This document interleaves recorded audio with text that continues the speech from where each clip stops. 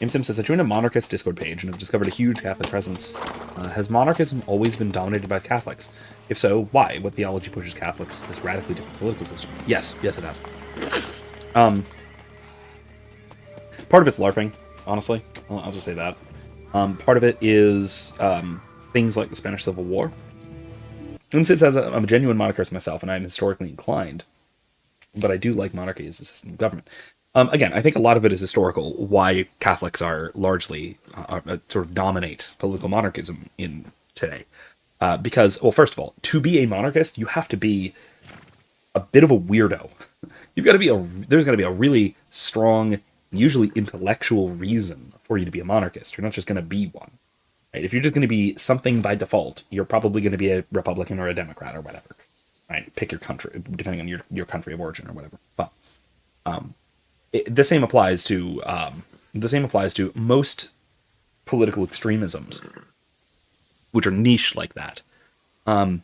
It's true to some degree of libertarianism and Marxism as well. Although libertarianism got popular for a while, and so that kind of almost mainstreamed. Marxism has the benefit of the academy pushing it. And so you can kind of wander into either of those. But if you're going to go to something... I'm not going to blame Hans for everything, okay? No. Simpson says, I've also noticed an abundance of neurodivergent in the monarchist sphere. There's an abundance of neurodivergence in every bit of political extremism. Because again, any kind of political extremism like this requires a great deal of thought to go into it. And you kind of have to be able to and be willing to swim against the tide, so to speak. That applies to monarchism, ironically, which I find kind of hilarious. But the other thing, like for historical reasons, right?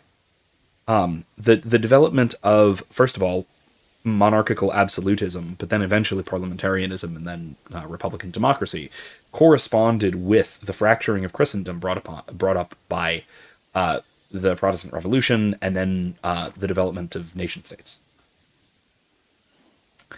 It is a natural Catholic impulse to pine with nostalgia for the Middle Ages or Christendom.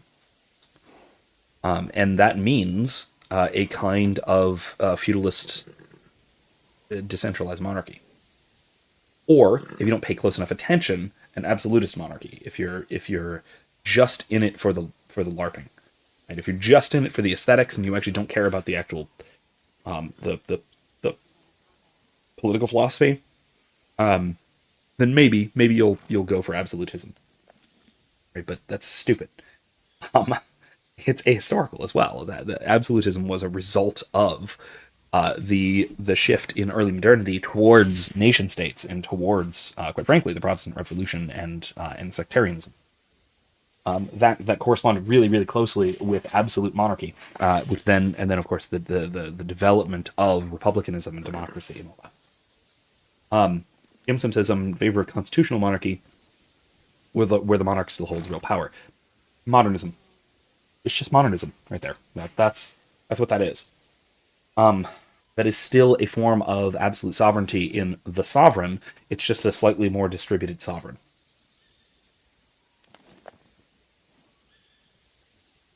What we have here, for example, where I will say this is a bit late in terms of my own historical research, and it's gradually moving in the direction of that absolutism, like with the Hussite wars and that sort of thing, pushes it in that direction. But what we have here, for example, this is a great example, really.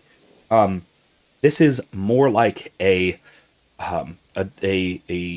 broadly distributed form of political authority, where we have the Lords of Lipa here, right, opposite the camera, who each have real political authority, each one of them, and as a whole, and subservient to whatever king there actually is in power, and then also subservient to whatever king they actually swear fealty to, that being Wenceslas.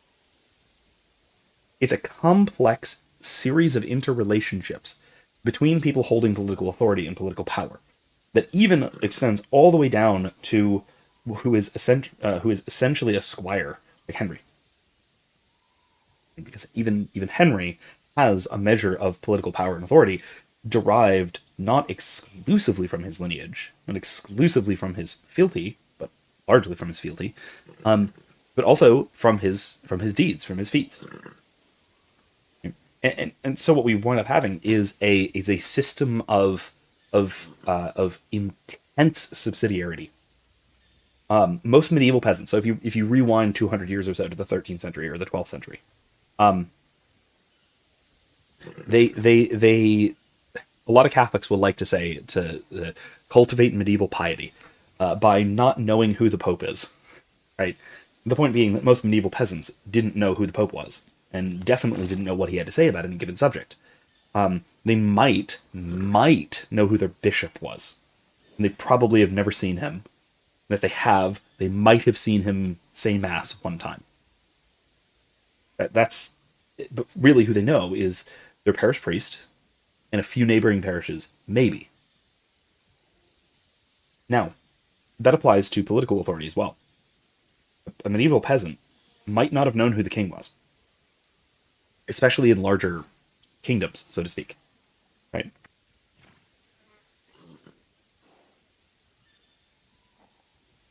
Excuse me. Like most Central Europeans in the Holy Roman Empire probably didn't know who the Holy Roman Emperor was. A lot of Britons didn't know who the King of Britain was, or the King of England, I guess. Especially not if there was a joint king at any given point in time, right? That shifted and changed. But that's also a good point, that it shifted and changed who was in power over what. Right? And the reason it could shift and change is because political structures were not calcified in the way that they are today as nation states. Neither were borders, by the way. Impermeable national borders were really an invention of the First World War, and the period of alliances leading up to the First World War. So very, very late 19th century. So yeah, it's constitutional monarchy it presents formal institutional delimits on the monarch's power. Feudal monarchy, what Hans Hermann Hoppe calls aristocracy, which is what we see more or less here. The limits on the power of a monarch are practical. They're real. The monarch cannot get away with anything, because he absolutely needs the support of his nobility, and the nobility absolutely need the support of their vassals, and those vassals absolutely need the support of the peasants. That last step is a little bit shaky. Depends. It depends on the particularities of the individual locale, but yeah, it really is a broad distribution of political authority. And so again, now this is, by the way, this is not why a lot of Catholics tend to be monarchists. That is a good reason to be a monarchist, but it's not why a lot of Catholics are monarchists. A lot of Catholics are monarchists because it's part of the long tradition that where this goes back to Aristotle, who argued that the best form of government, he was talking about a polis, but this can apply to any scale, or like later thinkers apply it to any scale. Aristotle didn't think it could apply to anything bigger than the polis, but set that aside.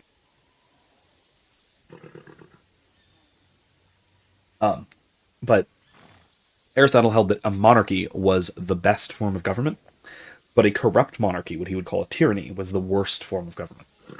An aristocracy, he thought, was the next best, but a corrupt aristocracy, that is, an oligarchy, was the next worst after tyranny.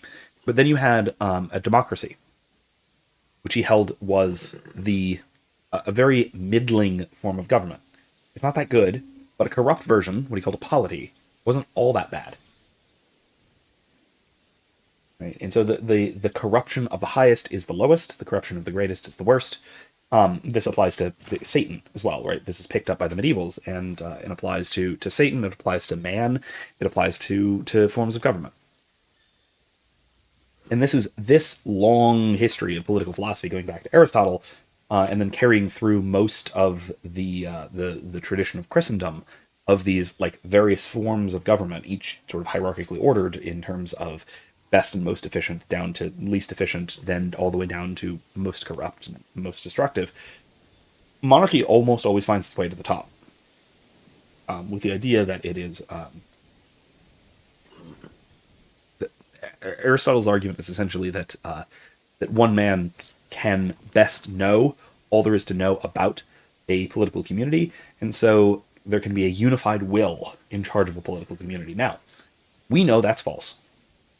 We know definitively that that is false. That is a priori disproven by Hayek, by the Hayekian economic calculation problem. So Aristotle's argument for monarchism, upon which most of the medieval arguments for monarchism rest, is just mistaken.